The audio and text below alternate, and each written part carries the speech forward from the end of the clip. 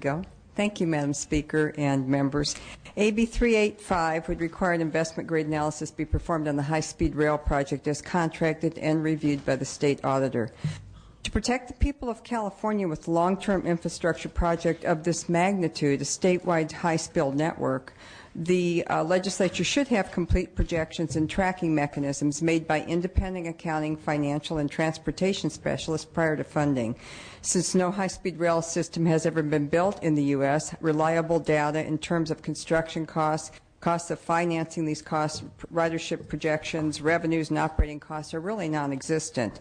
Therefore, the strategy, if we build it, they will come, leaves us and our children with undefined risk, potentially in the billions of dollars for subsidies and debt.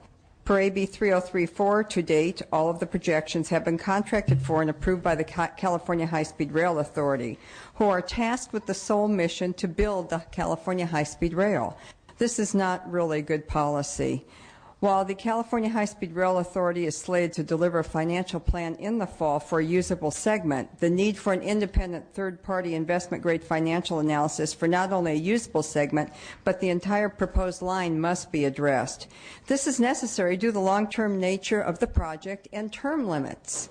This project is very complex with very many moving pieces, and what you are learning and reviewing may be lost with the next assembly group. And we need to leave some kind of tracking mechanism with benchmarks for future legislators and staff so they know what it was we were anticipating when we approved this.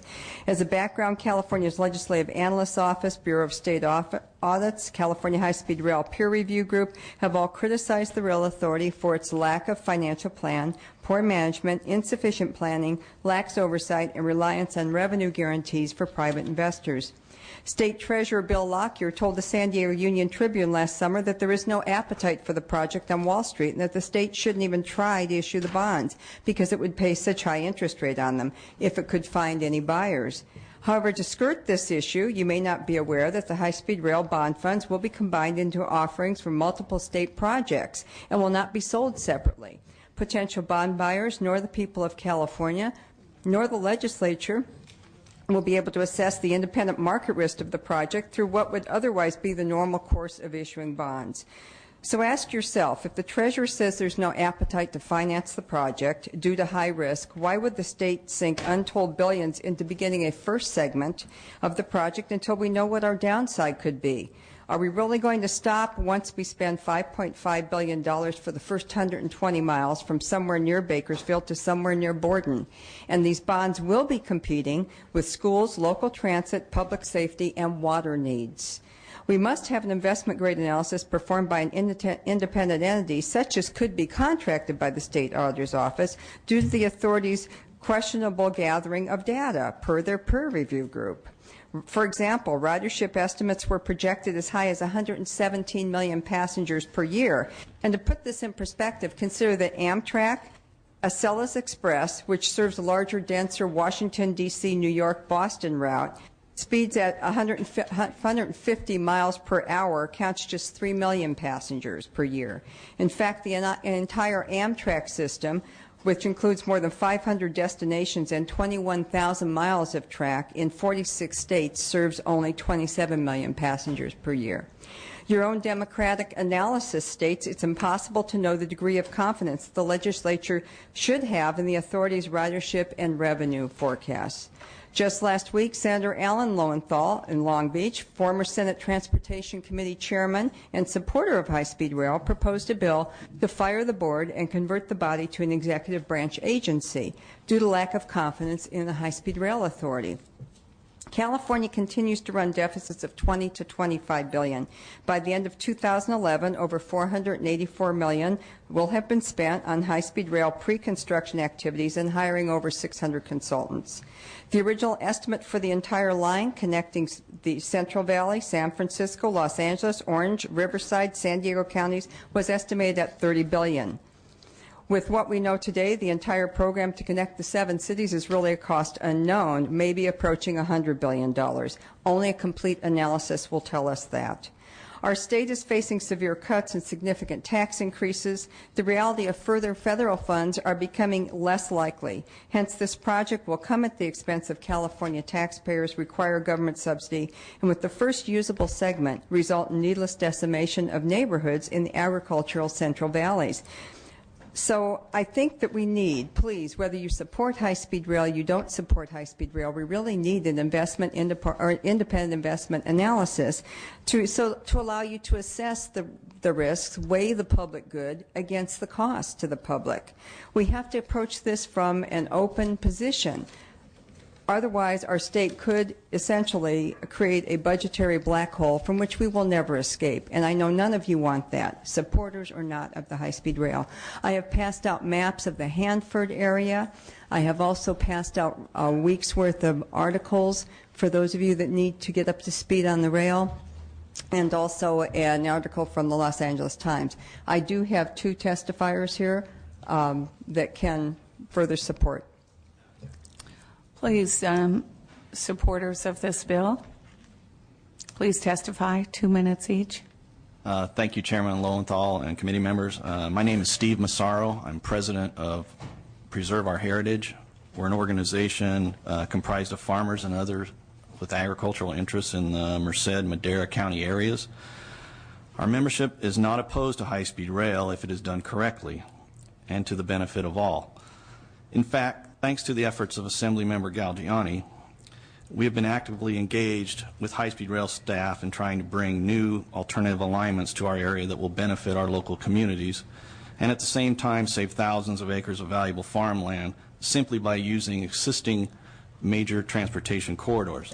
I'm here today to support this bill because a major concern of our membership is the escalating cost of this high-speed rail project. We feel that with all the recent claims of mismanagement, the lack of a proper business plan, and the current need to rush construction to meet federal-era funding deadlines, it only makes for sound business sense to do an independent investment-grade analysis. Considering California's current budgetary situation, and given the fact that the High-Speed Rail Authority will be forcing quite a few of us to sacrifice our rural lifestyle by dissecting our farms and ranches through the eminent domain process, it is only fair that we ask you to do your fiduciary duty and assure us that this project is financially viable and can stay on track. Preserve Our Heritage respectfully ask you to carry AB 385 forward. Thank you. Thank you. Next witness, please. My name is William Grindley. I am a co-author of a 100-page report on the finances of the high-speed rail system proposed for California, as well as 6 subsequent briefing papers reviewing various aspects of that finances. Today I have 5 facts I would like to convey to you because after those studies we believe that the system is financially infeasible and therefore a burden, not a benefit, to the people you represent. Fact 1, all high-speed rail systems in the world require subsidy. Fact 2, mega projects overrun their costs, and this one will also. Fact 3, ridership forecasts for mega projects are almost always optimistic, and this project's forecasts are also that. Fact 4, nearly 30 months after Proposition 1A, the only jobs created by this project are for 600 consultants and staff, and the staff costing an average of $350,000 per full-time equivalent. Fact 5, California's middle and working class will pay 2 ways for the wealthy and the expense account reimbursed business community to ride the train. They will not be able to afford it, and their taxes will go up 8 to 11%. No amount of obfuscation, spin, or money thrown into this project will change these facts. This project cannot meet its financial requirements to not operate without a subsidy. And that goes to your law passed in this legislature, Section 2704, subsection 8J. The project will not require federal, state, or local subsidies. Please stop the bleeding now. This bill helps. Neither states nor its citizens can afford to continue. Thank you. Thank you very much. Any other witnesses in support? Witnesses in opposition? Any comments from members? Mr. Shachian? Thank you, Madam Chair. Early on, the Congress had put some millions of dollars for Florida and California, and now, as of the LA Times report that all that money be taken away, does that mean we're not receiving any money from the federal government for this project? You have approximately $2.9 billion already appropriated, allocated, and obligated. You will probably receive little more because the president, to speak to the issue, threw high-speed rail under the bus in the first hours of negotiating a federal budget. The likelihood of further funding is very, very small. The likelihood of getting $16 billion more is infinitesimally small. And my understanding that now this is to make it more affordable, it's going to be one way, in other words, one track, not two parallel. It will only be going one direction and coming back the same direction, not at the same time, but separate times, which takes away the concept. One way, two way, the budget is not that different in either one. I know that there has been some work to estimate the ridership. Probably today, as gas prices go up, that might be a different number than when the gas prices are much less. What is the recent ridership numbers, if you have any? As Assembly Member Harkey said, the original estimates were over 100 million riders in the 10th operating year. In the 10th operating year of Acela, which runs from Boston, New York, Philadelphia, and Washington, ridership was approximately 3 million. If you scale up the population of California for the year 2030, you should come out with an estimate of 5 million, roughly 4.97. If you look at that and you even say that the High-Speed Rail Authority may do a wonderful job of marketing it, let's double it. But it should not be the 39 million, which is 4 to 8 times what Acela in a high-density corridor with a rail ridership history of over 100 years has achieved. Ms. Galgiani. I'd like to respond to Mr. Shajian's question. First of all, we can't compare it to the Acela because this is a high-speed train that runs at speeds of 220 miles an hour, and so we should be comparing it to high-speed trains in other countries like France and Germany. I've said before that high-speed rail has MOUs with 8 countries who have built high-speed rail systems, and given that fact, some of these countries have actually participated in requests for expression of interest with the Federal Railroad Administration, where they have commented on California's high-speed rail system.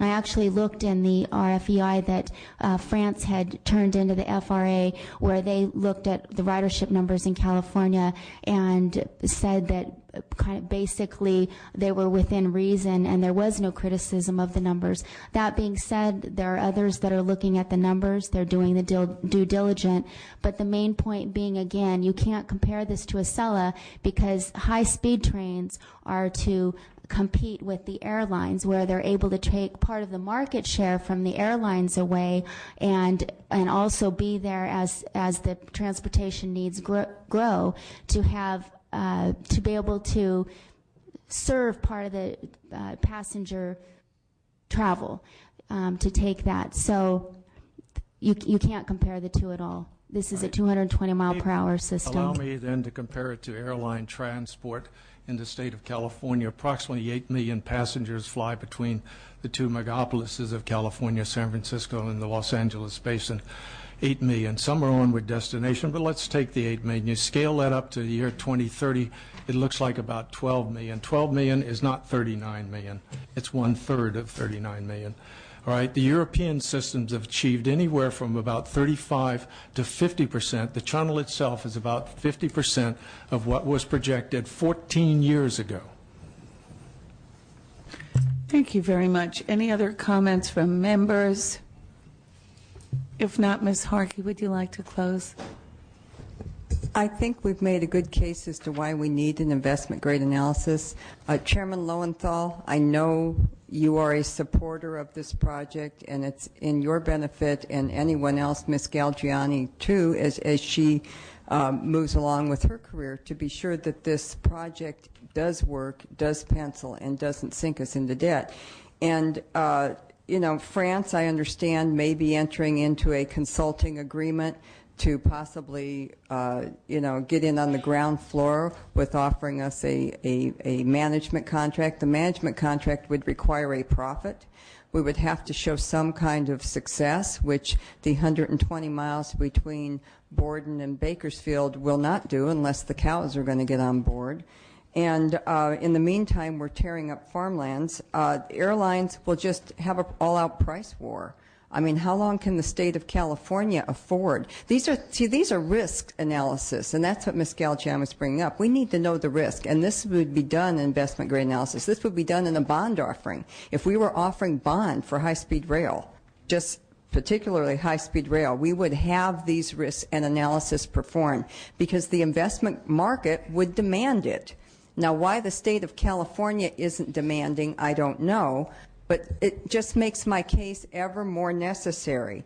I think the MOUs, those would be taken into consideration, and the terms of the contract.